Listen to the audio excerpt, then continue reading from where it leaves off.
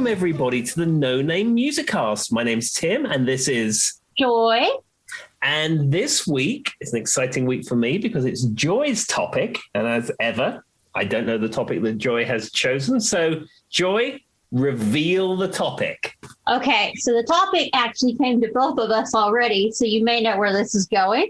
Okay. After the last podcast, I came into work and Tim and his boss were talking about our podcast because we're awesome.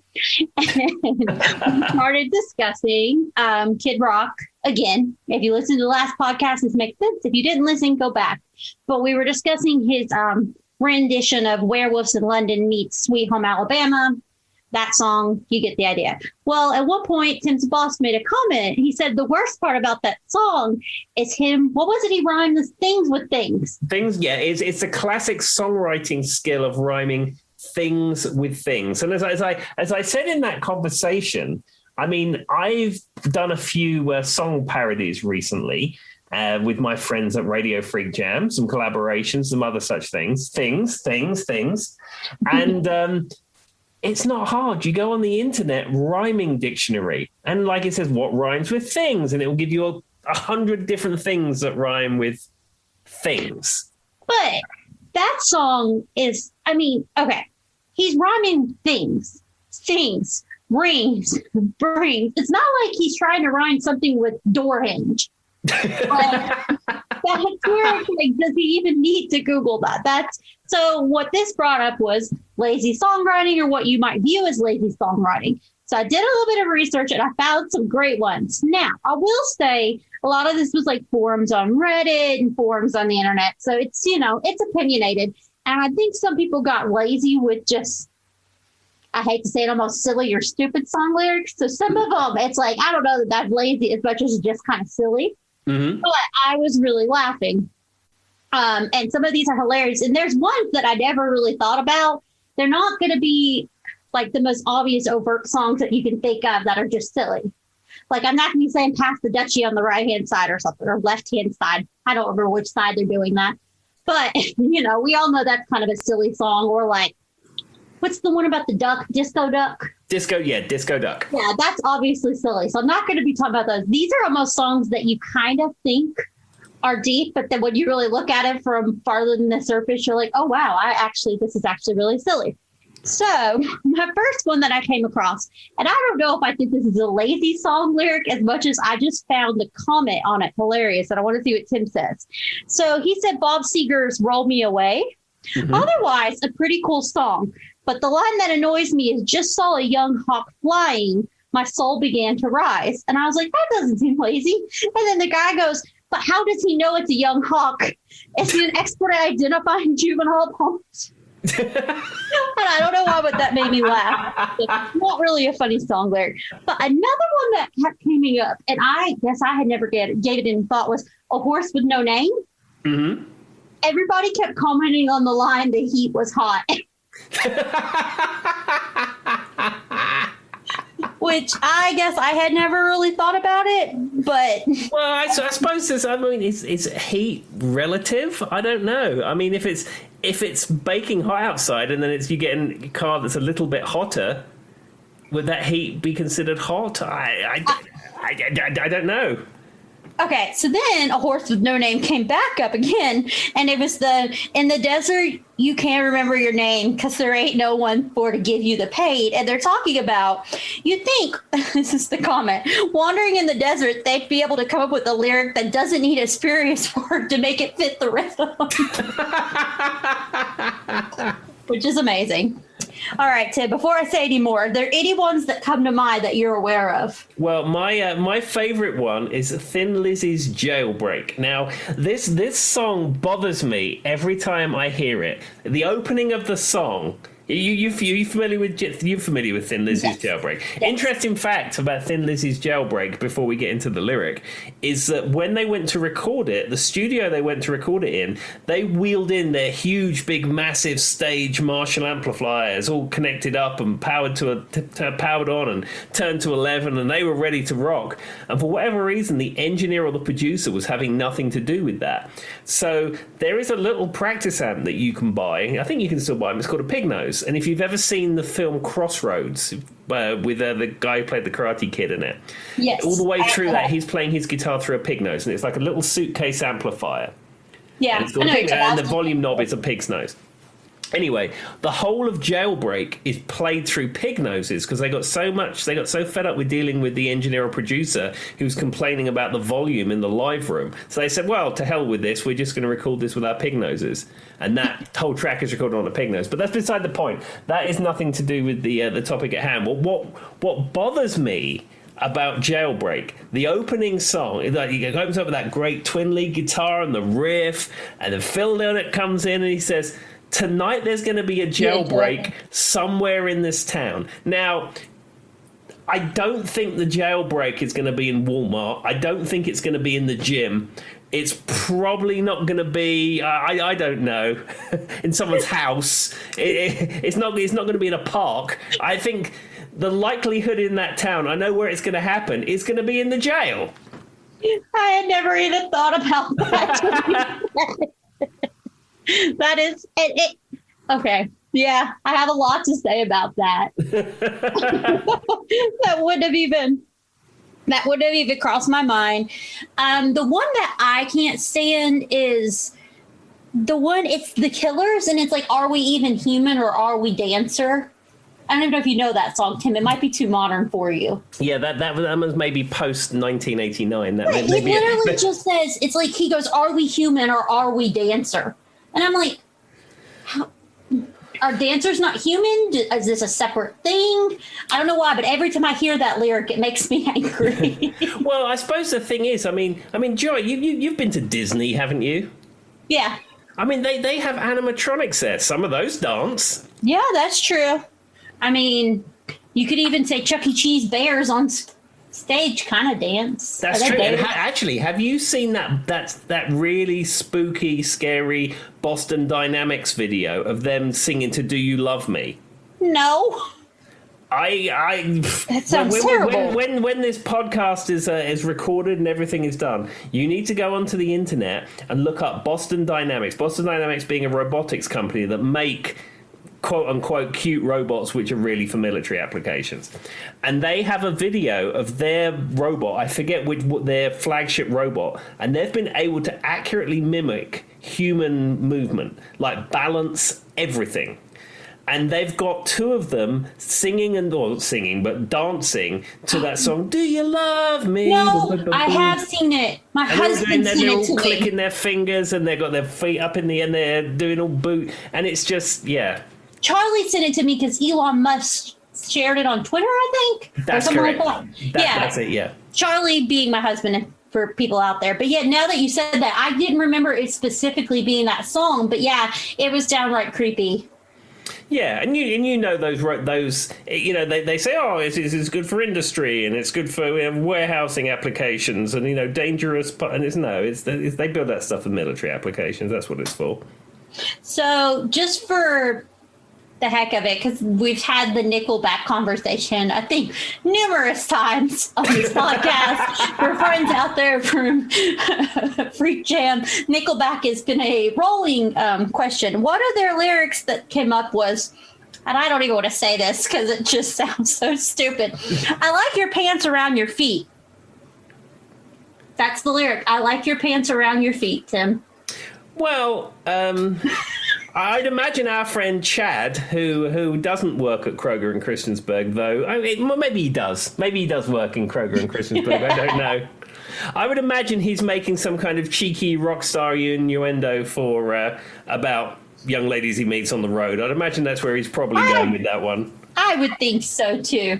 And on a lighter note, one of the ones that popped up that I think is kind of funny, but I don't know if I think it's lazy, but just looking at it and what's interesting is when you just look at lyrics on paper, you're not hearing it to the tune of the music, you're just seeing it. It makes it different. Because I'm one of those people, I don't put too much stock in the lyrics. As long as it sounds good and it matches the rhythm, I don't really care. Mm-hmm. But man, I don't believe that everything has to be like, there's like a lot of people who think that music has to be so serious all the time. It has to make you feel other things. Sometimes music can just make you feel happy, and that's okay too. Sure. But this one's a little bit more upbeat. So happy together. How is the weather? which obviously everybody knows that song, but I had never thought about how silly that just those two things. And that's how they made it rhyme. So happy together. How is the weather? Yeah, I mean that's hardly Let It Be, is it really?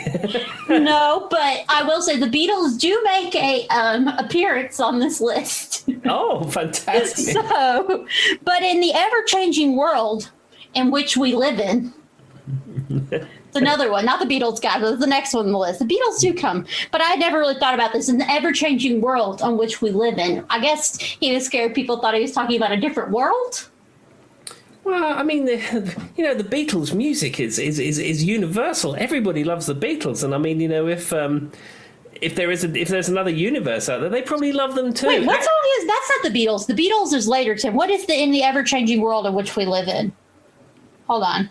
The Beatles come up later, but I can't. Who is that sings that song? That is the Beatles, isn't it? In the ever... Yes, you might hear me typing. Is it the Beatles? Yeah. Which we live It's in. Hey What Jude. song? Which we live in? Am I going to beat my head against this table? Oh, yeah. No, Live and Let Die. Oh yeah, sorry, yeah, Live Again. It's Paul by himself. I was like, McCartney. wait a second. You just threw me off. No, that's Paul McCartney. Was that with Wings or is that by himself? I think it's Paul McCartney and Wings. Somebody on the internet is screaming at us right now. See, I had my Let It Be and Live and Yeah, Let and then Die. I mentioned the Beatles showing up. So, and then that was the next one. It's all McCartney. He is a Beatle. He'll always be a Beatle. Exactly. All right, let's see here. Then for some reason, a lot of people, here's the one that I was thinking of when I was saying the Beatle.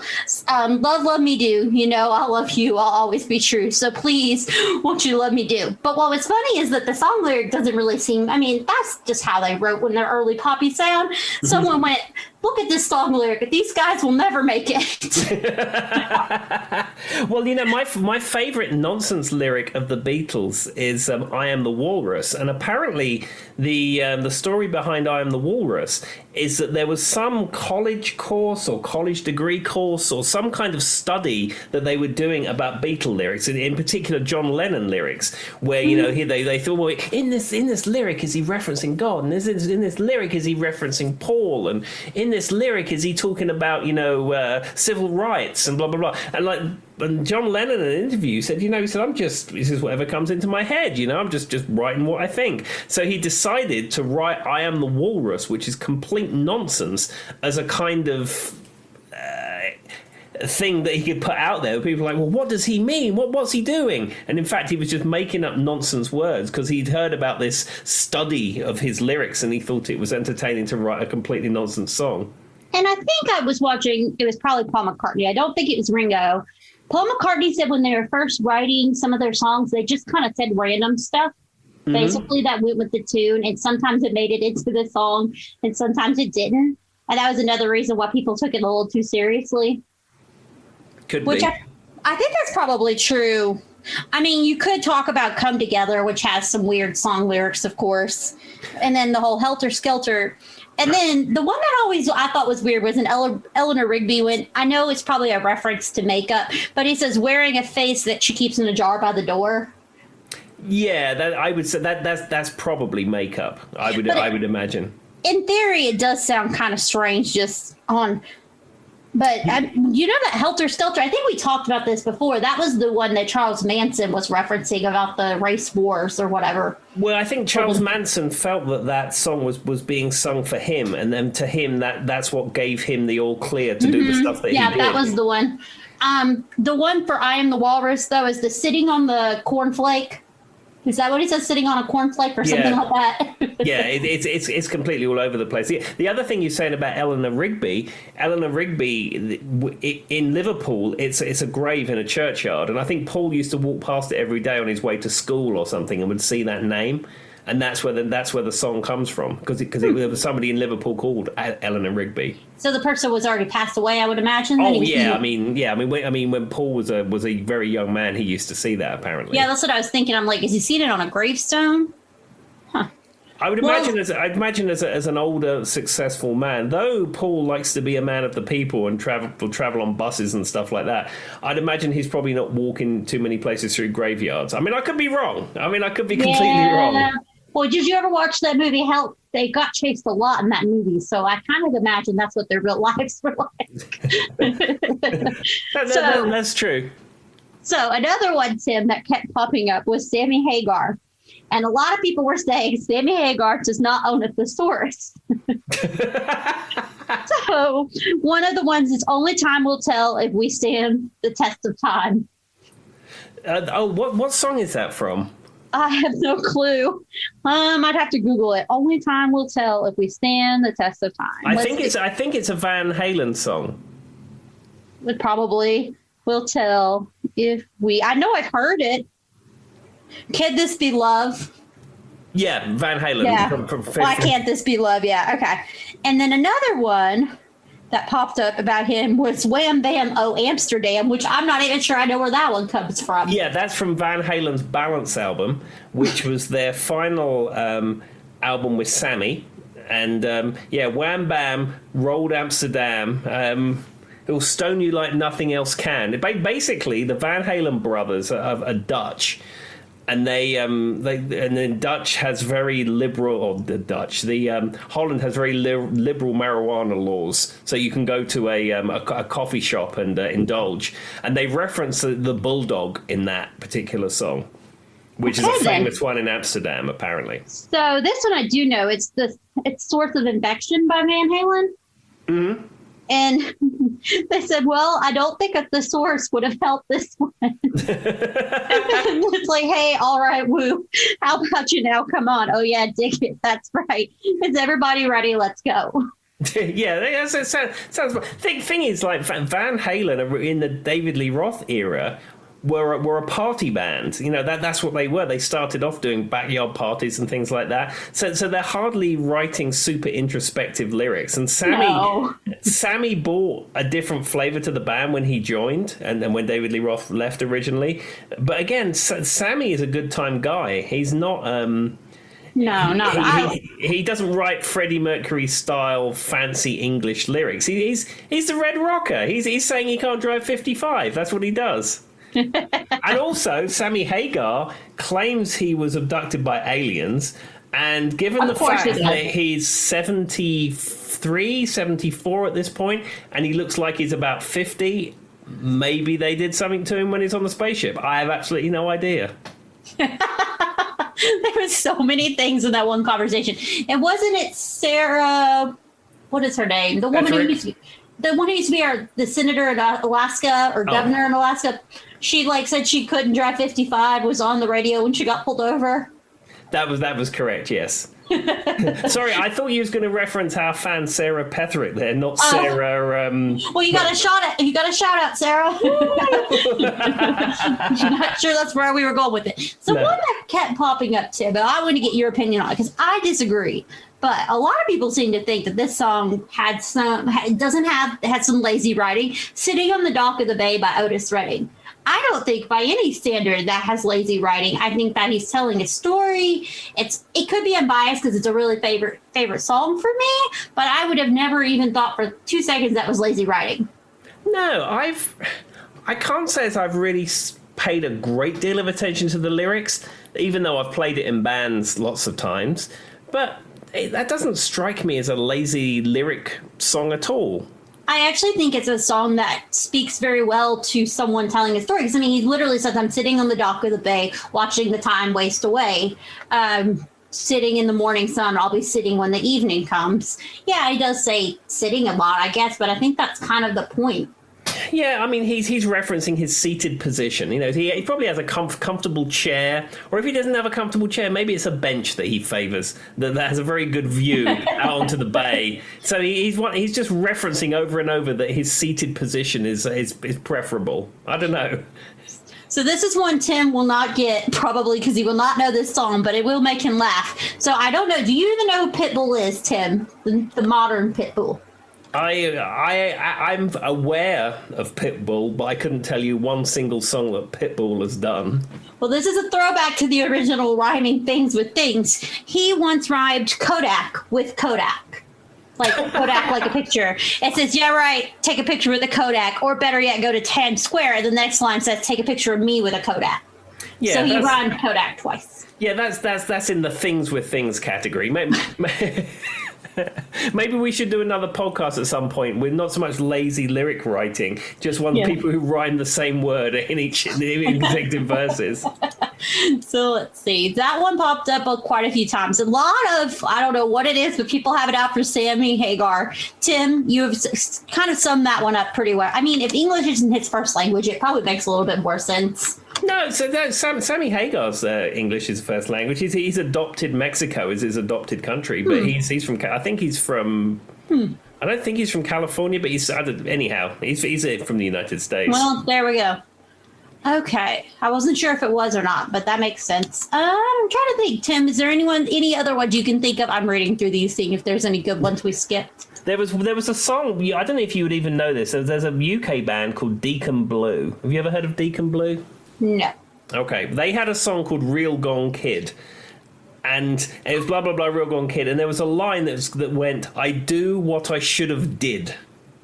Oh. And they did that because it says, I'll do what I should have did because you're a real gone kid. Oh, I don't like that. No, and I mean, that was around when I was at school in the early 90s. And it used to bother me back then. I thought, well, that's not grammatically correct. Well, it's kind of like when you watch a movie and like supposedly this big battle station gets destroyed and then they drive 10 more miles and whoa, there happens to be another battle station. But that took like the whole climax out of the whole movie. You're like, so they spent $1 million building this battle station for another one to be 2 feet down the road because the person who was writing the movie or script couldn't find another way to get out of it. That's what it reminds me of. So the question, so this has been a big debate in the Freak Jam universe, and we have lots of people who listen to this podcast who are members of the Freak Jam. Joy, have you seen Star Wars? Not by choice. I've seen bits and pieces of it. I know there's a cantina. I know it's backwards. I know Vader literally means dad. So you've never knowingly thought, I'm going to watch a complete Star Wars film? I've tried, and I don't make it very far. Okay. So I'm not one to ask the questions on the Star Wars. Do you mean to say, Joy, in early 1978 in Hounslow West, you wasn't there at the Odeon watching Star Wars when it first came out in England? No, and if I'm reincarnated, I don't think whoever I was reincarnated of was either. Okay, well, at this early juncture in this podcast adventure, I just want to clear the air, just get that covered out.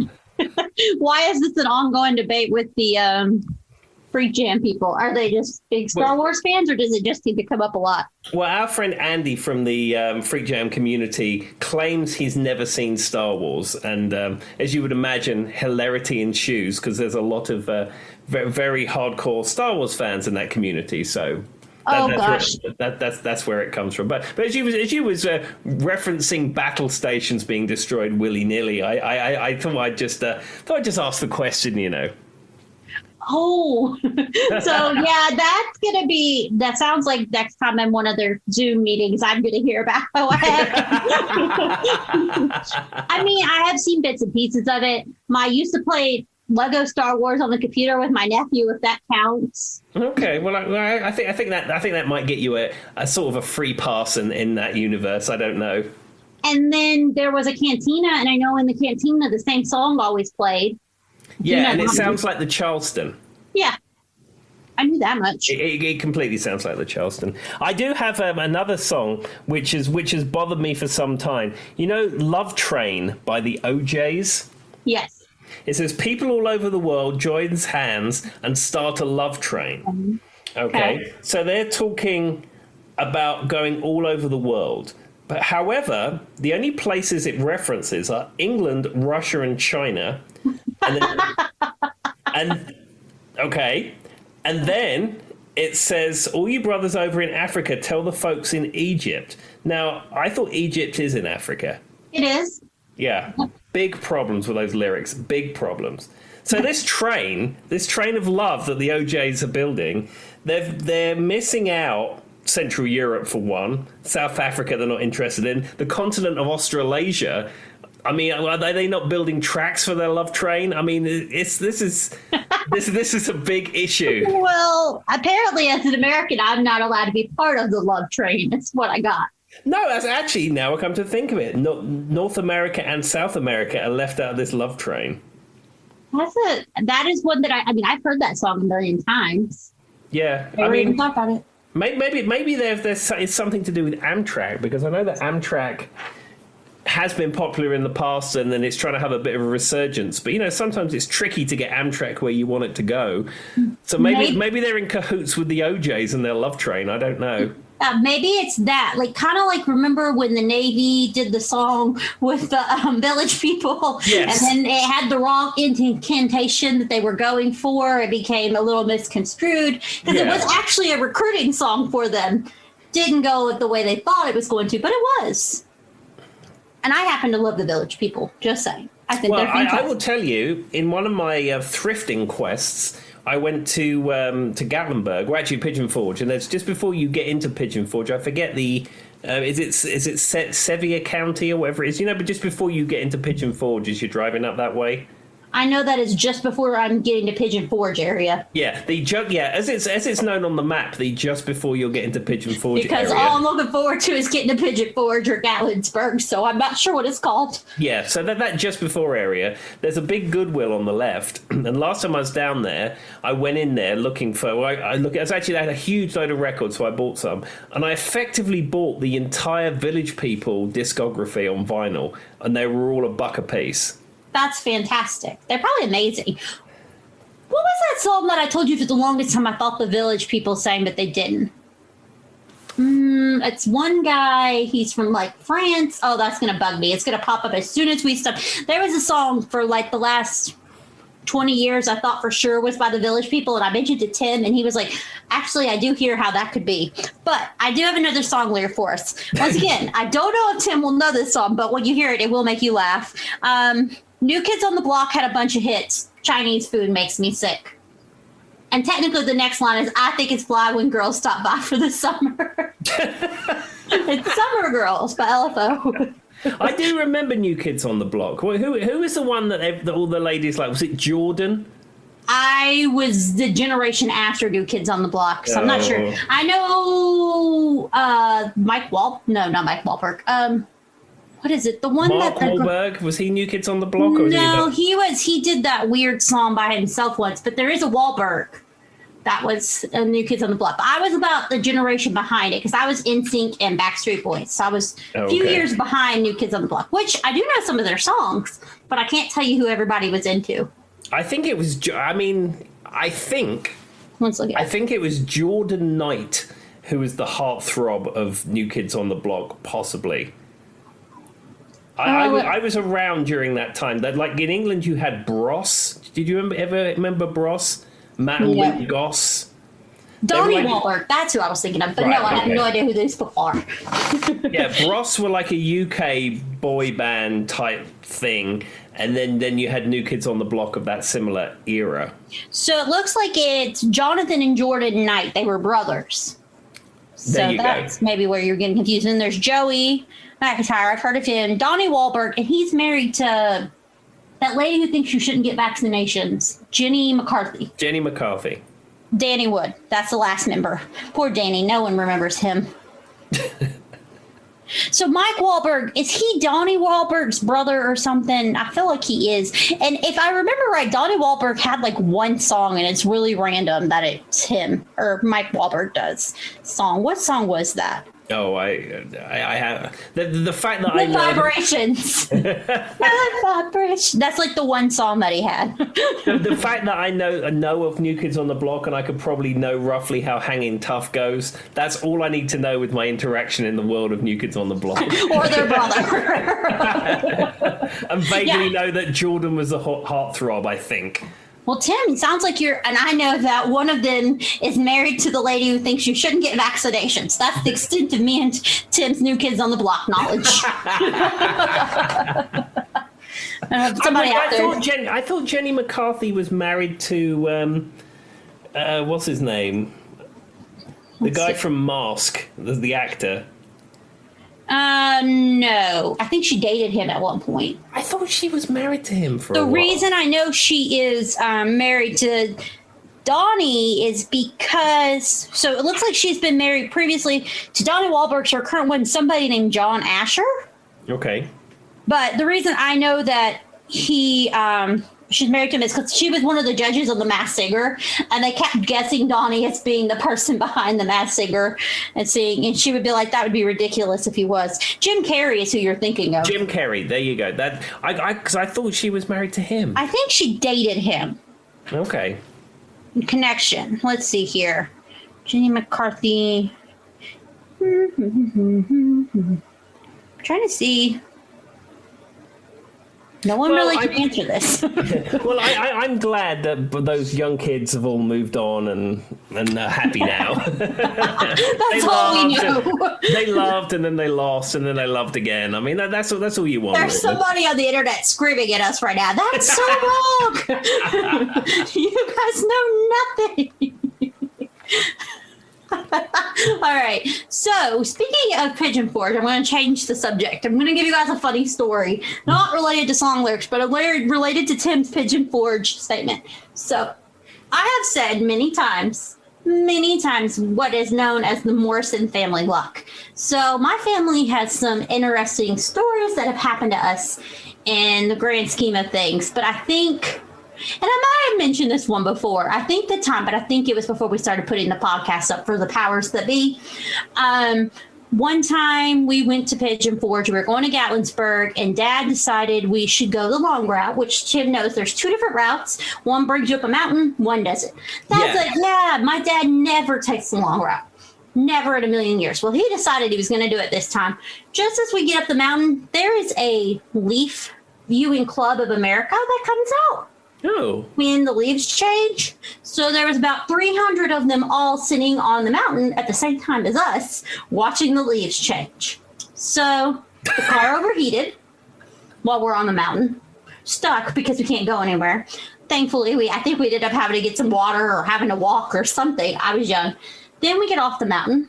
We got sideswiped by somebody trying to get off the interstate. So, and unfortunately, this person, and this, please don't take this the wrong way, everybody. This person did not speak English. So my father gave up on trying to figure that out and just left. There's a big scratch on the side of the van. And then we get into town, and there was a Tennessee Vols game. So every hotel was booked.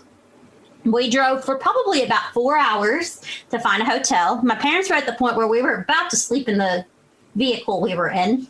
We finally at about 3 a.m. found a hotel.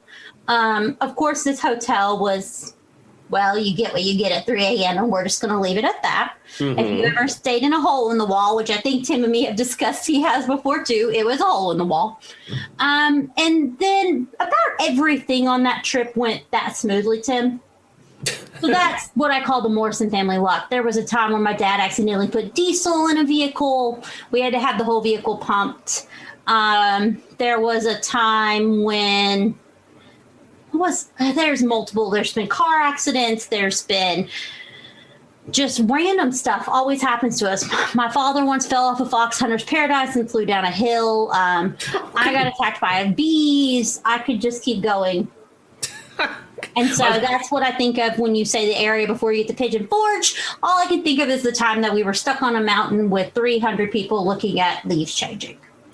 Well, I should. One thing I should just say for our UK listeners, Pigeon Forge and Gatlinburg is a resort town, or two resort towns, which are approximately 3-4 hours drive from here.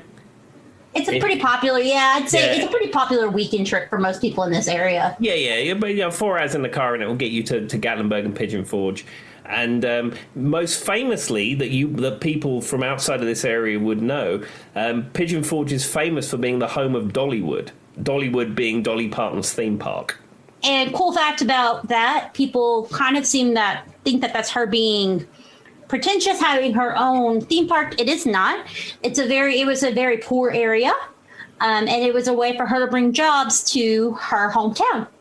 Yes, absolutely, because not far from where Dollywood is situated, if you go up the mountain towards Parrot Mountain, which is a religious-themed bird park, which is actually pretty cool. I don't know if you've ever been there. I have. It's pretty cool, actually. It's actually pretty cool. And if you go further up that mountain, up a certain way, I've never been up there. It's private, but that is where Dolly Parton's Tennessee Mountain home is located. Yes. And if you've never been to Dollywood, if you come to America and you're not in America, go to Dollywood. It's fun.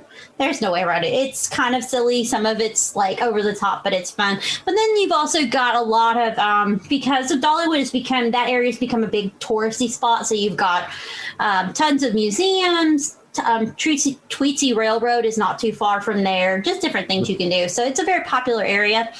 And the moral of the story that I was getting at is like what Tim said. It should have been 3 to 4 hours. We sat on a mountain for 9 hours to get to Gatlinburg. Yeah, I know the bit you mean, and I've driven through it. And I've seen people pull up at the side of the road to see bears, because it's very famous for having bears in the forest. But having people just watching leaves change color. Does Tennessee have a paint being dried watching club? Or someone watching golf? I don't know. That's how I feel about golf too. Sorry if you like golf. I'm not a fan of sport at all, and golf I would say golf in particular, but I'm not a fan of sport. So, I don't mind like you take me to play mini golf or something, but to actually sit there and watch people play golf on TV just sounds ridiculous. It's almost like watching NASCAR. Let me see how many left turns this person can make. Well, I will tell you, I once went to a NASCAR event at Martinsville, and it was through I got the tickets through a vendor that we had at work, and it was a promotional thing. So I went there. I went to the Sprint. It was Sprint who was hosting it. It was their event, and it was the Sprint something 500 or something or other. And we was in a box, and it was all catering and all that kind of stuff and hospitality and stuff. And I will say the razzmatazz of the event was fabulous. So like before you went down to the pits, and you went down to all this stuff, and you saw the thing happening, and then the event started, and then they have a band playing, and then they have someone singing the national anthem, and then they bring all the drivers up and they interview them, and they all in the middle of the racetrack, and then all that goes away, and then they have the pace lap, and all of that is actually quite an interesting spectacle. However, 30 laps in of them doing a left-hand turn, I'd had enough of it. And then, I have been, and I will say it's better if you're there in person, because like Tim said, the spectacle of it. And I wanted to give it my best effort. But after about 10 minutes, I was done. And then it's so loud, you can't speak to anyone near you. Everyone has headphones on. And then, unfortunately, I was right beside a family who thought the parents should have headphones, but did not give their children headphones, which drove me insane. If you're watching it in person, it's one thing, but to watch someone make 50 left-hand turns, hoping that they wreck at some point on TV is not my thing. No. Not by any stretch. Let's see. So I think that's pretty much everything I had for song lyrics. But like I said, it kind of went from just lazy song lyrics to just what people find silly. Which, if you want to talk about silly song lyrics, we could probably go all day. Maybe that should be a topic for a podcast in the future. Novelty songs and novelty lyrics. Well, I'm trying to think of some. I mean, if we talk about some modern day song lyrics, then we could go all day because some of them are absolutely ridiculous. There's a song, but oh no, I do know one I want to mention before we go, Tim. Mm-hmm. The song that drives me nuts, and the song that I think is the laziest written song of all time, is The Who. I can go for miles and miles and miles and miles. If you've never heard it, which I'm sure Tim has, but out there, if you've never heard what I'm talking about, that is the whole song. I mean, there's a verse. I mean, I forget what the verse. There is a verse, but I can see for miles and miles and miles and miles and miles and miles and miles and miles and miles and miles. And so there probably is a verse, like Tim said. But all I can think of, and the reason this is in my head was when I worked at Kroger as the HR person, my office was in the back of the store, and it was all quiet back there, but you could hear, for some reason, the music they play over the loudspeaker, they have to have it up a little louder than you realize you could hear it with all the hustle and the bustle of the store. And that song used to play all the time. So it would just go quiet.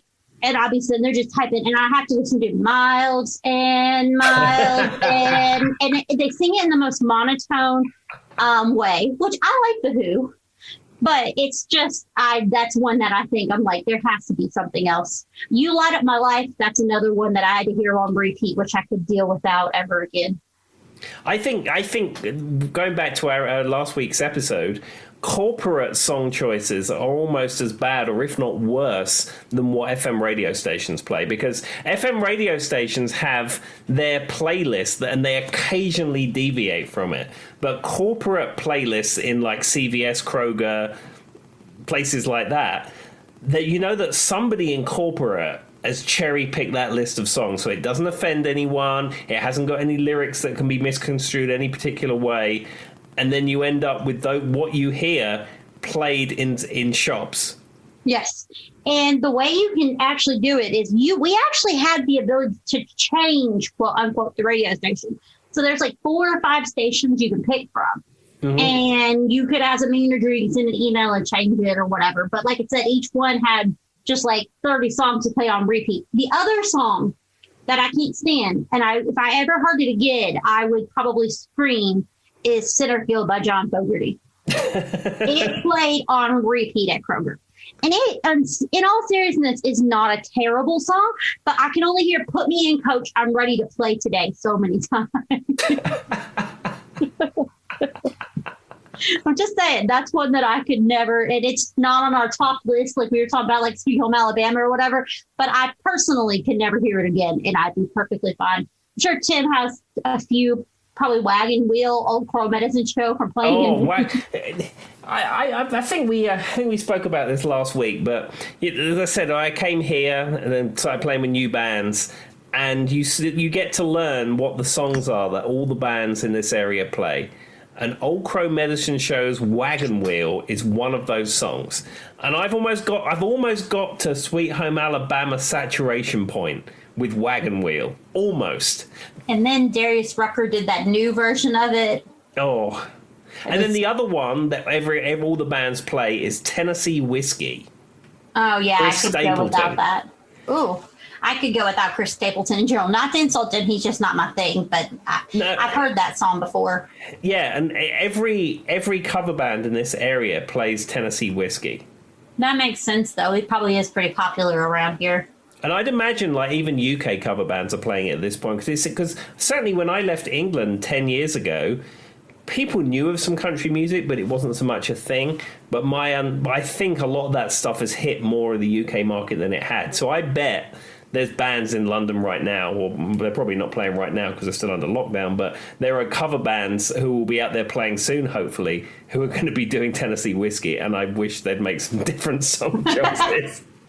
Is older country popular in Europe at all? Like old country, like if we're talking like around here, there's like, everybody says old country and they think Johnny Cash or something in that nature. But I'm just saying older, like Loretta Lynn. Is it popular in Europe, or is it that more of an American thing? It's more of an American thing. It's niche. I mean, there are people that like that stuff, but certainly most people, I would assume, would not be listening to that or reminisce fondly about Alabama or something like that.